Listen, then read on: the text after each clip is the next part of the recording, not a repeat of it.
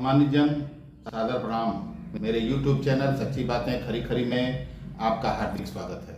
मैं राजेश पटेल। जैसा कि आपको पता है कि आगामी 2 जुलाई को 2-3 दिन बाद यशस्वी डॉक्टर सोनेलाल पटेल जी की जयंती है। डॉक्टर सोनेलाल पटेल सामाजिक न्याय की विचारधारा के अग्रदूत थे, दूसरी आज़ादी की लड़ाई के नायक थे। उनकी जयंती हर साल उनके नाम पर बनी पार्टी या जिस पार्टी के वो संस्थापक थे, अपना दल, आज अपना दल के 2 खड़े हो गए हैं, अपना दल एस और अपना दल कमेरावादी। अपना दल एस की मुखिया केंद्रीय वाणिज्य एवं उद्योग राज्य मंत्री श्रीमती अनुप्रिया पटेल जी हैं और अपना दल कमेरावादी की मुखिया श्रीमती कृष्णा पटेल जी हैं। दोनों धड़ों द्वारा जयंती को जोर शोर से भव्य तरीके से मनाने का प्रयास किया जाता है। अपना दल एस द्वारा लखनऊ में इस साल इंदिरा गांधी प्रतिष्ठान में बहुत ही भव्य तरीके से इस आयोजन को किया जाएगा। इसमें केंद्रीय गृह मंत्री अमित शाह जी भी आ रहे हैं। इनके अलावा उत्तर प्रदेश के मुख्यमंत्री योगी आदित्यनाथ जी, दोनों उप मुख्यमंत्री ब्रजेश पाठक जी और केशव प्रसाद मौर्य जी, राष्ट्रीय निषाद पार्टी के मुखिया डॉक्टर संजय निषाद जी, मतलब एनडीए का पूरा जमावड़ा होना है। जब ये हो रहा है तो इसका संदेश भी बहुत बड़ा जाने वाला है पूरे देश में, और कुछ न कुछ ऐसी घोषणा होनी तय है जिससे पिछड़े समाज में भाजपा की खोई हुई लोकप्रियता को पटरी पर या वापस लाया जा सके। साथियों, आप वीडियो में अंत तक बने रहिएगा। मैं विश्लेषण करने जा रहा हूं कि डॉक्टर सोनेलाल पटेल जी की जयंती में गृह मंत्री अमित शाह के आने का मतलब क्या है। साथियों, भाजपा जानती है कि उसके अच्छे दिन इन दिनों नहीं चल रहे हैं। 5 विधानसभाओं में इसी वर्ष चुनाव होने हैं। अगले वर्ष 2024 की शुरुआत में ही लोकसभा चुनाव है। बीजेपी के लिए ये चुनाव करो या मरो वाले हैं। 2019 के चुनाव में मात्र 37.36% वोट के सहारे सत्ता में आने वाली बीजेपी को डर है कि विपक्षी एकता के प्रयास सफल हुए तो उसे सत्ता से बाहर जाना तय है। भाजपा को पता है कि उत्तर प्रदेश से ही उसके दिल्ली जाने के रास्ते खुलेंगे, वरना हिमाचल कर्नाटक तो खिसक ही चुका है। इस साल होने वाले 5 राज्यों के चुनाव में भी स्थिति अनुकूल नहीं दिखती, लिहाजा पूरा फोकस उत्तर प्रदेश पर है। एनडीए सरकार पर यह आरोप आम है कि पिछड़े व वंचित समाज की अनदेखी कर रही है। केंद्रीय विश्वविद्यालयों में वाइस चांसलर की नियुक्तियों का मामला हो या जातिवार जनगणना या अन्य मुद्दे, आपको बता दूं कि 40 केंद्रीय विश्वविद्यालयों में एक भी पिछड़े समाज का वीसी नहीं है। सहायक प्रोफेसरों की संख्या भी नहीं के बराबर ही है।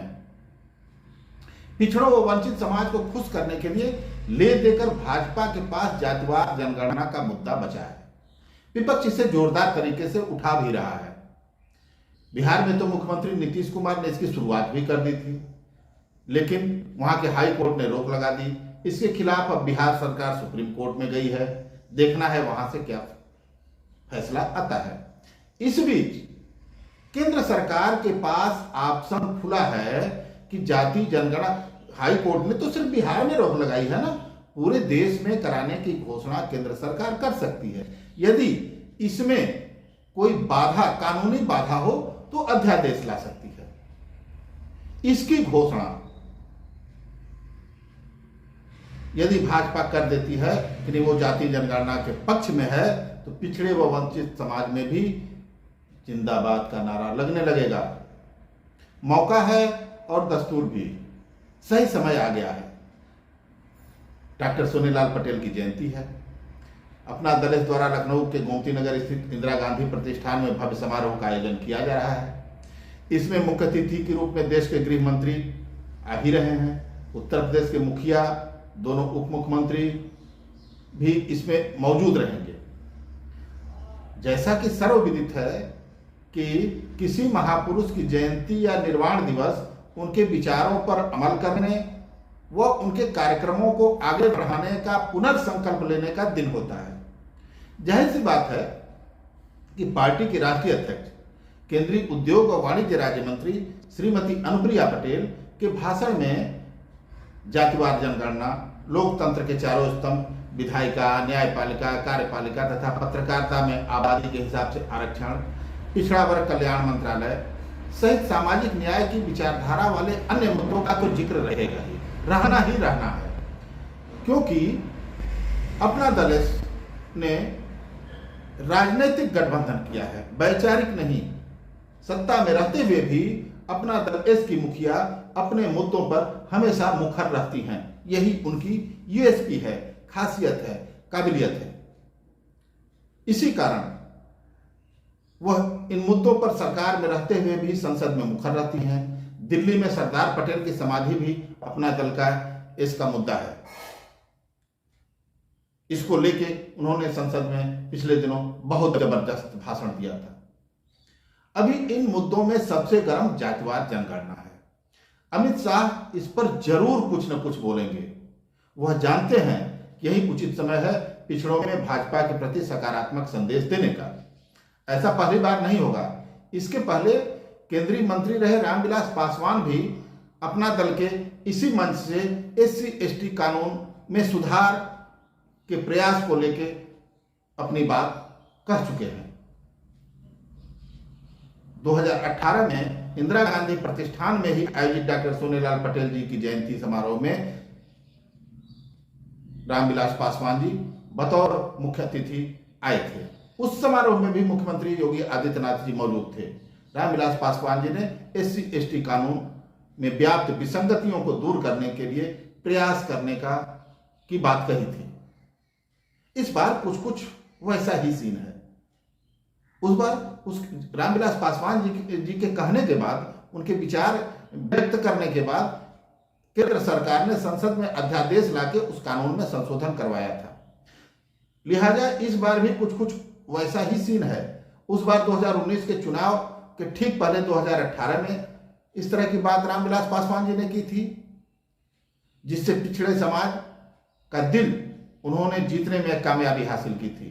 यही कारण था कि 2014 में भाजपा को मिले 31% से 2019 में मत प्रतिशत 37.36% हो गया था।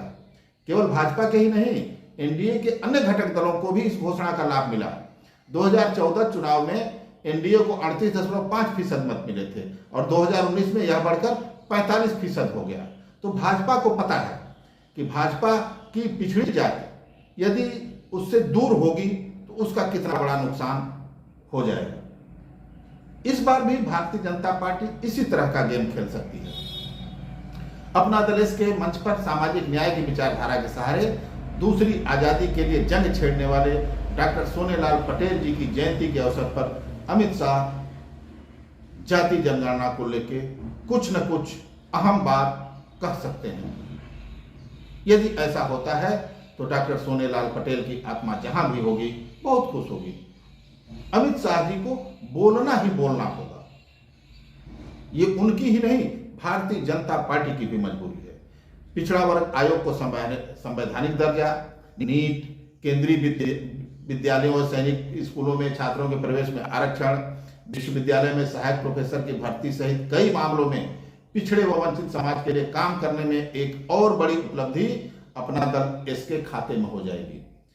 इस बार संभव भी लग रहा है क्योंकि चुनाव है। ऐसा होता है तभी गृह मंत्री के आने की सार्थकता भी साबित होगी।